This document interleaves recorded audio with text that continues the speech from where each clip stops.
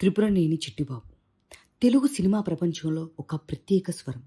తన మాటతో, తన ధైర్యంతో గుర్తింపు పొందిన వ్యక్తి త్రిపురనేని చిట్టిబాబు. గుండెపోటుతో ఆయన ఆకస్మిక మరణం సినీ ఇండస్ట్రీని విషాదం చోటు చేసుకుంది. ఈ వార్త వినిపించిన క్షణం నుంచే సినీ వర్గాల్లో ఒక విధమైన షాక్, నిశ్శబ్దం నెలకొంది. ఎందుకంటే చిట్టిబాబు అంటే కేవలం నిర్మాత కాదు, ఒక అభిప్రాయం, ఒక ధైర్యమైన స్వరం.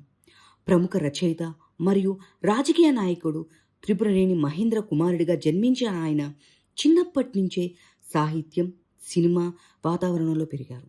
ఇంట్లోనే కథలు, సంభాషణలు, రాజకీయ చర్చలు వినిపించే ఆ వాతావరణంలోనే ఆయన ఆలోచనలకు ఒక ప్రత్యేక దిశ ఇచ్చింది.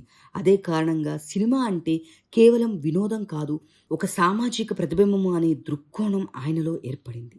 సినిమా రంగంలోకి అడుగుపెట్టిన తరువాత చిట్టిబాబు నిర్మాతగా కొన్ని చిత్రాలను నిర్మించారు.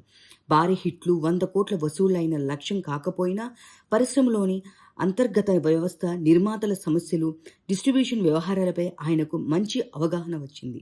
కొంతమంది చిత్రంలో నటుడుగా కూడా కనిపిస్తూ తన ఉనికిని తెలియచేశారు. అయితే ఆయనకు నిజమైన గుర్తింపు తెచ్చింది సినిమాలు కాదు, ఆయన మాట. టెలివిజన్ డిబేట్లు, యూట్యూబ్ ఇంటర్వ్యూలతో ఆయన మాట్లాడే తీరు చాలా ప్రత్యేకం. ఎవరైనా పెద్ద హీరో అయినా, పెద్ద దర్శకుడు అయినా తన అభిప్రాయం తప్పనిసరిగా చెప్పేవారు. కొన్నిసార్లు ఆ మాటలు కఠినంగా, వివాదాస్పదంగా మారినా ఆయన మాత్రం వెనక్కి తగ్గేవారు కాదు. నిజం చెప్పాలి అన్నది ఆయన నమ్మకం. అందుకే చాలామంది ఆయనను విమర్శించినా మరికొందరు ఆయన నిజాయితీ గల వ్యక్తిగా గౌరవించేవారు. త్రిపురనేని కుటుంబానికి చెందిన వారిగా ఆయనకు ఒక వారసత్వం ఉంది. ఆ కుటుంబం తెలుగు సాహిత్యం, రాజకీయాలు, సినిమా రంగాల్లో ఒక ప్రత్యేక స్థానం సంపాదించింది.